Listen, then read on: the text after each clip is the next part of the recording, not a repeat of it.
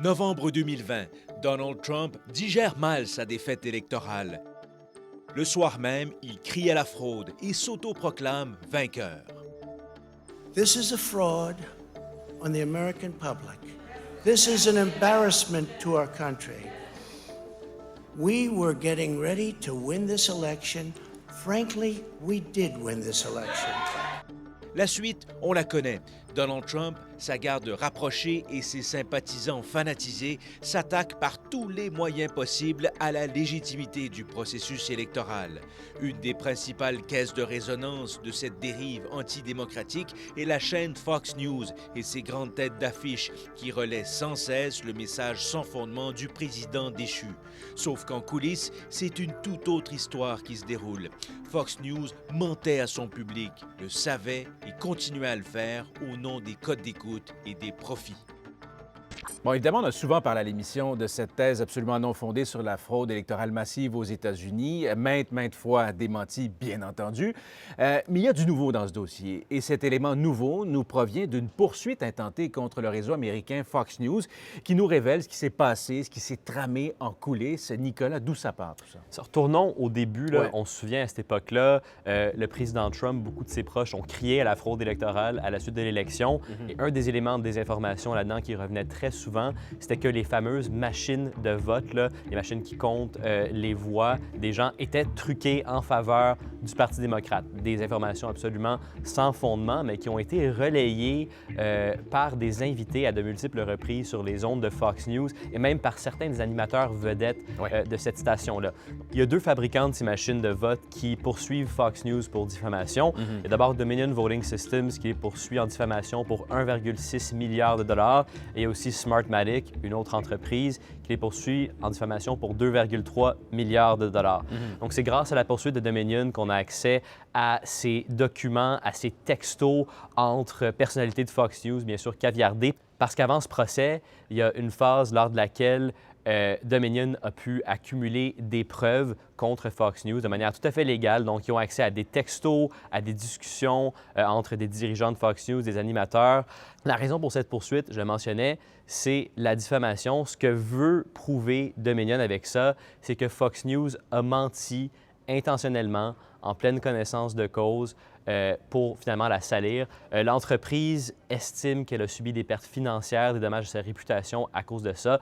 Donc, le nœud du dossier, c'est vraiment de prouver que Fox a agi de manière intentionnelle en pleine connaissance de cause. Sidney Powell, qui était l'ancienne avocate de Donald Trump, et elle a dit toutes sortes de choses farfelues en ondes, dont une thèse selon laquelle c'est le Venezuela qui était derrière les machines de vote Dominion et que le Venezuela voulait contrôler des résultats électoraux grâce à ces machines-là.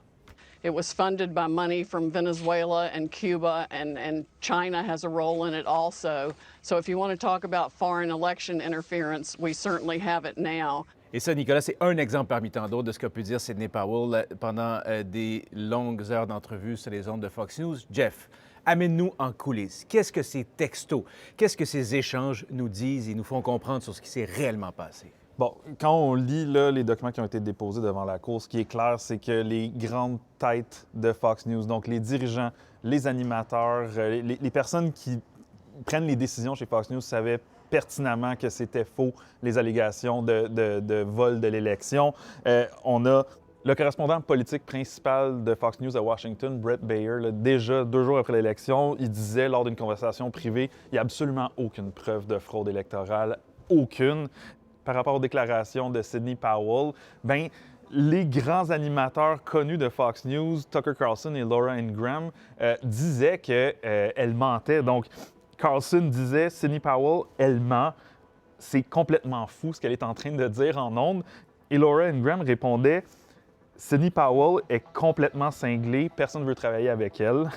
Et puis là, Tucker Carlson répondait, ce qu'elle dit, c'est offensant pour moi. Donc, ils savent très pertinemment que ce qu'elle raconte, c'est absolument faux. Avant même que Sidney Powell rentre en ondes avec ses théories, elle avait envoyé un courriel à une des animatrices de Fox News, Maria Bartiromo. Elle disait, bon, j'ai des preuves comme quoi Dominion, là, il y a des manigances pour voler l'élection. son courriel contenait la source de cette information-là et c'était une personne qui disait, entre autres, qu'elle parlait au vent et aux fantômes et c'est là qu'elle avait obtenu cette information-là. Les réalisateurs et l'animatrice savaient que c'était ça, la source d'information et malgré ça, ils lui ont permis d'aller en ondes et de raconter toutes ces choses-là. Ce soir-là, la première fois que Sidney Powell a parlé de ça sur les ondes de Fox News, Tucker Carlson, qui est, on va le rappeler, l'animateur le plus populaire à Fox News, disait c'est de la foutaise complètement, cette histoire-là de machine à vote truquée. Donc, il savait pertinemment. Bien, s'il savait pertinemment, s'il dit que c'est de la foutaise, pourquoi persister avec ces mensonges en ondes, publiquement, là? Mais ça qui est intéressant, c'est que après l'élection, on voit beaucoup des supporters de Trump se mettre à dire que l'élection a été truquée à l'invitation de l'ex-président lui-même. Et puis là, Fox News commence à paniquer parce que leur cote d'écoute commence à baisser. Les supporters de Donald Trump qui étaient habitués d'écouter Fox News, là, voient Fox News ne pas parler de cette élection truquée-là et changent de poste. Et là, on voit, il y a une panique générale. Le patron de Fox, Rupert Murdoch, qui écrit à tout le monde dans la boîte, il dit « Écoutez, on est en train de se faire détruire par d'autres chaînes. Les gens changent de poste. » Et il y a carrément des discussions là, à l'interne qui disent « On est en train de perdre notre auditoire. » Tucker Carlson qui dit on a perdu toute crédibilité, on a perdu la confiance de notre auditoire parce que les gens veulent entendre des histoires d'élections volées et nous, on n'en parle pas sur nos ondes. Et ils s'inquiètent que les partisans de Donald Trump changent de poste vers Newsmax, une autre chaîne très conservatrice qui, eux, ont pas mal, peu ou pas de standards éditoriaux. Et Fox News, ils voient là un risque existentiel en disant chez Newsmax, ils racontent n'importe quoi, ils racontent des mensonges et ils vont venir voler notre auditoire. La présidente de Fox News Business, donc la chaîne affaires de Fox News, l'a dit carrément dans un courriel. Elle dit Newsmax ont définitivement une stratégie pour venir voler notre auditoire avec ces mensonges et ces conspirations-là.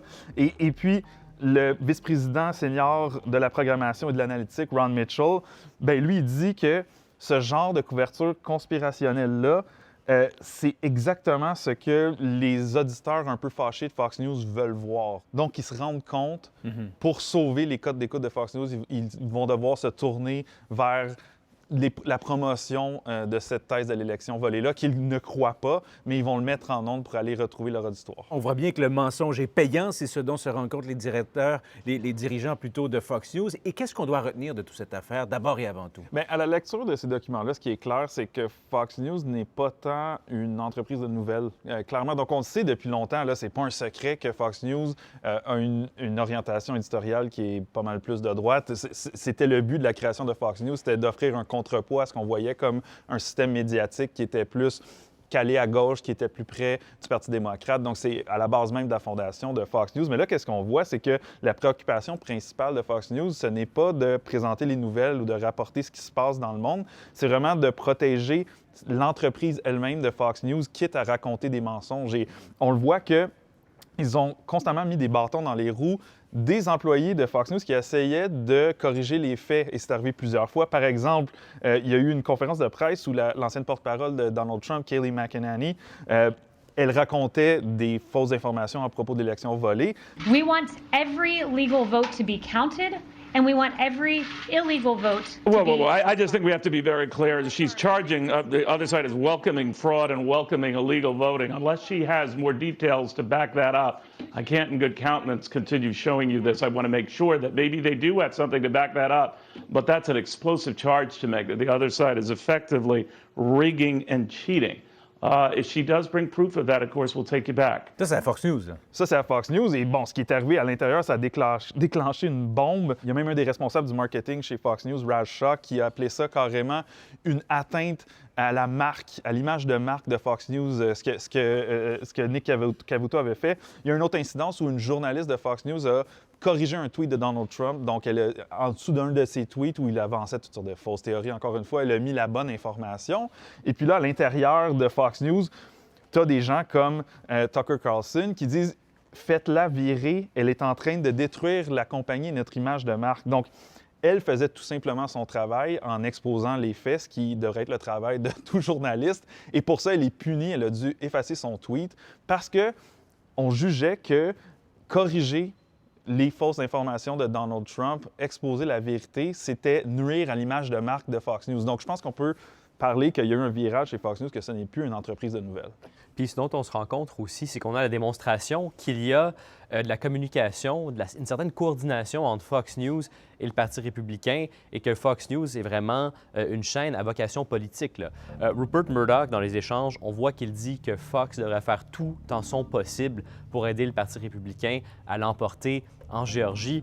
On voit aussi que Rupert Murdoch a fourni lui-même au gendre de Donald Trump et son proche conseiller, Jared Kushner, à l'avance des publicités du Parti démocrate. Donc, le Parti républicain a pu stratégiquement ajuster ses communications grâce à ça. Il lui a aussi fourni des stratégies de débat qu'entendait employer Joe Biden en débat. Donc, il y a vraiment un aspect de collaboration avec le Parti républicain qui est aussi mis de l'avant là-dedans. C'est tristement ironique que des gens qui écoutent Fox News, qui appuient l'ancien président Donald Trump, accusent des médias comme CNN, comme le New York Times, comme le Washington Post, d'être à gauche, d'être de connivence avec le Parti démocrate. Et là, on a une preuve noire sur blanc dans des communications internes que non seulement Fox News est prêt à mentir à son propre auditoire en pleine connaissance de cause, mais aussi de collaborer avec un parti politique. Et pourtant, ce message-là ne semble pas vraiment percer chez cet auditoire-là. Il y a clairement un cas ici de dissonance cognitive, mais les preuves, on pourrait les trouver accablantes et se dire, comment Fox News peut gagner ce match, ce duel juridique? Quelle est la défense de Fox News? Bien, ce que dit Fox News, c'est qu'il rapportait cette information-là parce qu'elle était discutée. Là. Il ne disait pas que c'était la vérité, mais qu'il rapportait l'information. Ça comme circule, quelque chose puis on en parle. Exact. Et il faut noter, là, il y a quand même des animateurs qui ont dit en ondes, il n'y a pas de preuves pour ça nécessairement. Ils ont apporté quelques nuances, mais des animateurs comme Lou Dobbs appuyaient carrément ce que disaient des gens comme Sidney Powell lors de leurs émissions. Donc, Fox News dit aussi, il faut regarder la couverture d'ensemble. Il y a certains animateurs qui questionnaient ça. Il y a des gens qui rejetaient ces thèses-là. C'est pas tout le monde qui faisait la promotion de cette thèse-là d'élection volée.